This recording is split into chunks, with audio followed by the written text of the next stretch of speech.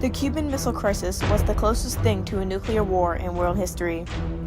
It started in the year 1959 when Fidel Castro came to lead the country of Cuba with the violent overthrow of the country's previous leader, Fulgencio Batista.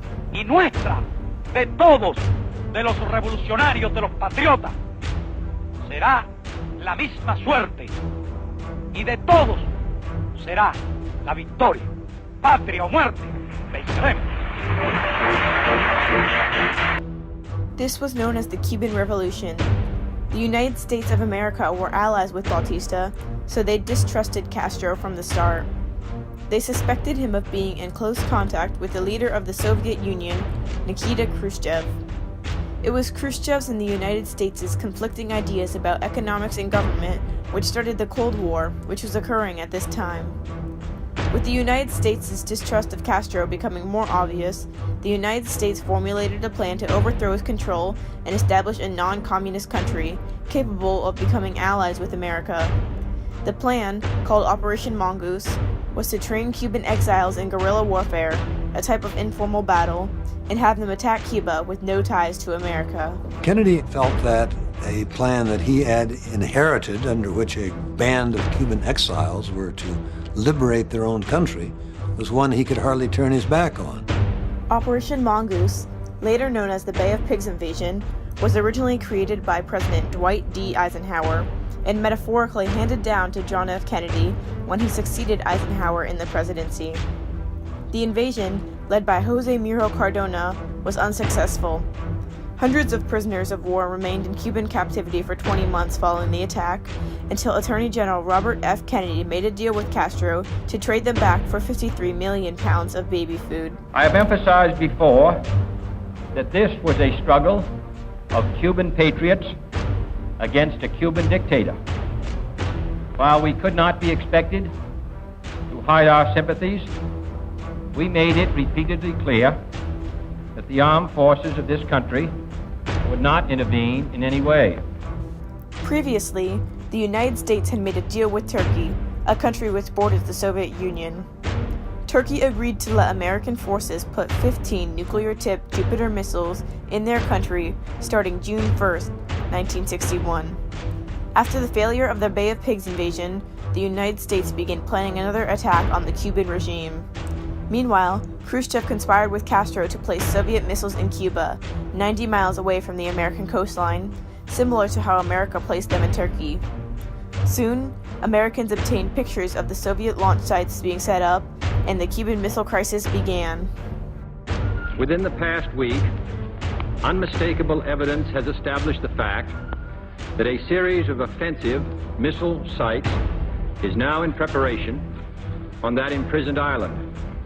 The purpose of these bases can be none other than to provide a nuclear strike capability against the Western Hemisphere. Let me ask you one simple question. Do you, Ambassador Zorin, deny that the USSR has placed and is placing medium and intermediate range missiles and sites in Cuba? Yes or no? Don't wait for the translation, yes or no? I'm prepared to wait for my answer until hell freezes over, if that's your decision. President Kennedy was faced with the problem of how to deal with this threat. Many of his staff recommended he authorize a large-scale invasion of Cuba in order to overthrow Castro's government and get rid of the missile threat in one battle. We talked about an airstrike, which was at one time or another almost everybody's first choice upon first thought, to knock out the missiles. We talked about an invasion of Cuba, which was always the preferred choice of the right wing, go in and take Cuba away from Castro and rid the island of communism while at the same time getting rid of these missiles. A diplomatic approach, either bilaterally or through the United Nations. A blockade or quarantine, as it later came to be called. No decision was made at that first meeting, but if a vote had been taken there, airstrike was probably number one on everybody's list.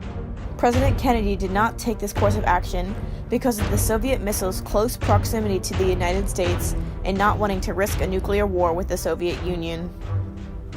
I have directed that the following initial steps be taken immediately. To halt this offensive buildup, it shall be the policy of this nation to regard any nuclear missile launched from Cuba against any nation in the Western Hemisphere as an attack by the Soviet Union on the United States, requiring a full retaliatory response upon the Soviet Union. A strict quarantine on all offensive military equipment under shipment to Cuba is being initiated. All ships of any kind bound for Cuba, from whatever nation or port, will, if found to contain cargoes of offensive weapons, be turned back. President Kennedy's quarantine of Cuba began on October 22, 1962. Some people protested, saying that such an act would harm Cuban citizens and America had no right to do such a thing. The protests had no effect. In response to the quarantine, Khrushchev said in a series of letters that the blockades were tempting war with the Soviet Union and would be ignored.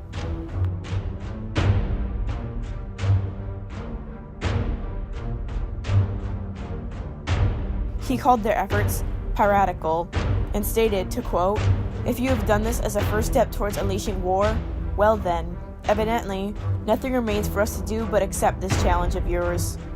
In reaction, the United States moves to Defense Condition 2, the second highest level on the DEFCON scale, second only to an impending nuclear war.